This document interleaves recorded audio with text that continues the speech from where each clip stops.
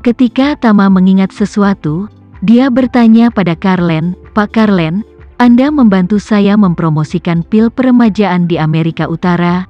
Aku ingin tahu apakah kakekku pernah bertanya padamu?" "Kakekmu," kata Carlen, tidak bisa menahan tawa. Dia tidak percaya pada takdir. Ketika dia masih muda dia biasa menggantung "nasibku terserah padaku, bukan sampai surga" di dinding kamarnya. Saya percaya bahwa bahkan jika dia tertarik dengan pil peremajaan, dia tidak akan datang kepada saya untuk menanyakan hal itu. Setelah mengatakan itu, dia dengan penasaran bertanya pada Tama, "Tuan Muda Renza, Anda harus memiliki semua daftar pendaftaran di tangan Anda. Aku ingin tahu apakah mungkin ada anggota keluarga Polen yang mendaftar untuk berpartisipasi?" "Tidak," Tama menggelengkan kepalanya dan berkata, "tidak ada yang bermarga Polen di semua informasi pendaftaran." Carlen menganggukkan kepalanya dan tersenyum, dan berbicara, "Kakekmu memiliki kepribadian yang sangat arogan, dan kemungkinan besar tidak akan datang ke acara semacam ini, kecuali dia diizinkan untuk mengetahui kemanjuran pil peremajaan terlebih dahulu. Jika tidak, dia tidak akan datang secara pribadi." Setelah mengatakan itu, dia menatap Tama dan berseru, "Tapi sekali lagi, Tuan Muda Renza, aturan bahwa penawar yang berhasil harus meminum pil peremajaan di tempat itu benar-benar luar biasa. Tidak hanya memungkinkan semua peserta lelang untuk menyaksikan kemanjuran ajaib dari pil peremajaan, tapi itu juga membuat semua orang hebat yang ingin mendapatkan pil peremajaan harus datang sendiri. Saya percaya bahwa ketika lelang pil peremajaan berikutnya diadakan, banyak raksasa tersembunyi akan keluar dengan sendirinya." Karena itu, Carlen menatap Tama dan berkata dengan serius, "Mungkin lelang tahun depan, kakekmu akan muncul di daftar pendaftaran." Bahkan, jauh di lubuk hatinya, Tama telah menantikan untuk bertemu kakeknya di pelelangan pil peremajaan. Namun, dia tidak tahu mengapa dia memiliki pemikiran seperti itu. Itu karena dia tidak benar-benar berpikir untuk mengidentifikasi diri dengan keluarga kakeknya. Dan berbicara tentang kakek Tama, Carlen sepertinya tiba-tiba hidup kembali dan berkata sambil tersenyum, "Aku tidak akan bersembunyi darimu, Tuan Muda Renza. Aku sangat menantikan kakekmu datang ke pelelangan pil peremajaan." Tama bertanya dengan rasa ingin tahu, apa yang membuat penatua Tuan Carlen mengatakan itu. Carlen berkata sambil tersenyum, "Kakekmu sudah terlalu lama berada di Amerika Serikat dan terlalu kebarat-baratan, percaya hanya pada apa yang disebut sains dalam segala hal dan memperlakukan semua tradisi sebagai ampas." Tama mengangguk dan berkata, "Itu bisa dimengerti. Aku pernah mendengar ibuku membicarakannya." Kakek juga dianggap sebagai akademisi top saat itu, lulusan Stanford dengan bakat tinggi. Carlen mengangguk dan tertawa, "Itu benar. Dia tumbuh dengan pendidikan murni barat dan kepribadian pemberontak. Dia akan menganalisis segala sesuatu dengan perspektif dialektis, menyangkal semuanya sebelumnya, dan kemudian perlahan mencari bukti. Jadi hidupnya, seperti dia bertarung melawan seluruh dunia. Meskipun dia bukan penggemar budaya tradisional, tetapi harus diakui bahwa dia memang seorang pengusaha yang sangat luar biasa."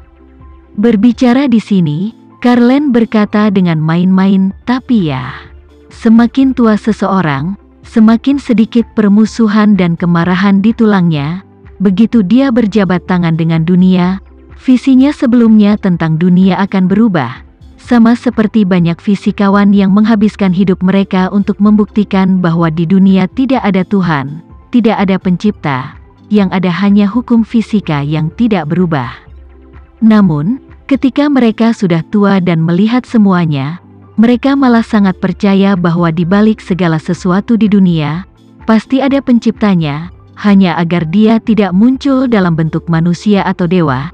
Ini karena mereka melihat berbagai hukum fisika yang mendalam serta hukum alam semesta terlalu teliti, dan semakin teliti mereka melihat, semakin mereka merasa bahwa hukum antara alam semesta dan segala sesuatu begitu pintar sehingga tidak mungkin hanya kebetulan. Dia memandang Tama dan berkata dengan serius, "Jika saya ingat dengan benar, kakekmu juga berusia lebih dari 80 tahun ini. Saya percaya dia juga mulai mengenal kembali dirinya dengan dunia. Mungkin dia juga akan seperti 200 orang lainnya yang terpesona oleh pil peremajaan.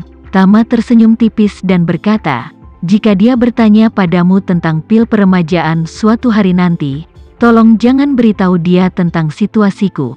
Carlen sibuk berkata, itu wajar.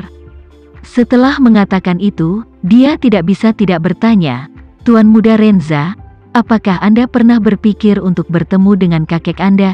Tama menggelengkan kepalanya. Untuk saat ini, aku tidak punya niat itu. Mengatakan itu, Tama menambahkan, sebenarnya, saya jarang berinteraksi dengan keluarga kakek, dan sejauh yang saya ingat, hubungan kakek dan ibu saya selalu agak tegang. Jadi, citra kakek dalam ingatanku jarang bagus, ditambah lagi aku sudah bertahun-tahun tidak melihatnya. Jadi saya tidak memiliki banyak landasan emosional dengan mereka. Carlen menyatakan pemahamannya mengangguk dan menghela nafas. Dengan karakter kakekmu, ibumu bertekad menikahi ayahmu saat itu.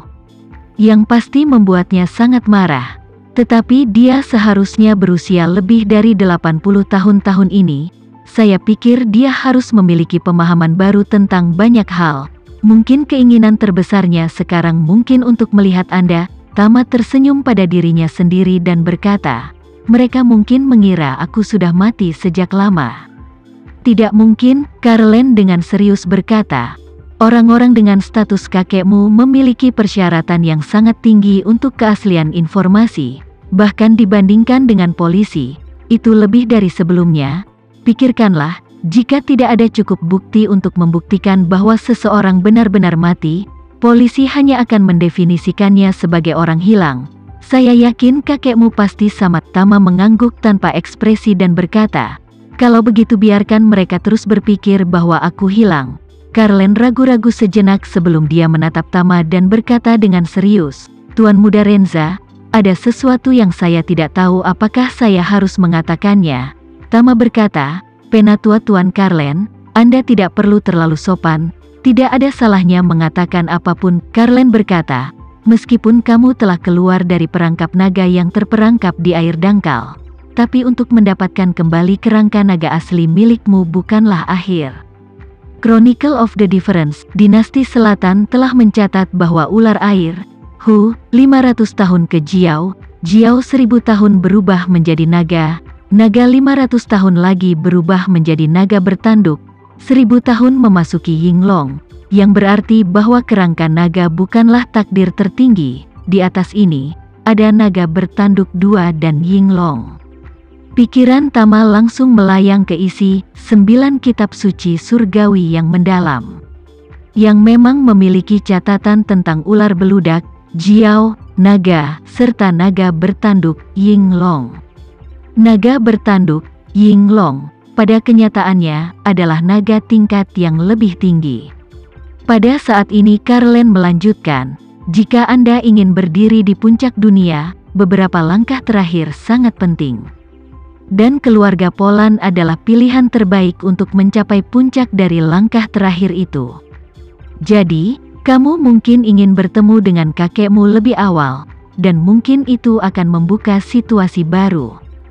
Keluarga Polan, Tama tidak bisa menahan diri untuk tidak mengerutkan kening, dan kemudian tertawa pada dirinya sendiri. Lebih baik lupakan saja, jika saya ingin mencapai puncak, saya harus bisa melakukannya sendiri. Bagi Tama, dia tidak pernah pertama kali, di masa depan, harus bergantung pada bantuan keluarga kakeknya. Menurutnya, dia menerima keluarga Renza. Di satu sisi, keluarga Renza benar-benar berhutang banyak kepada keluarganya yang terdiri dari 3 orang.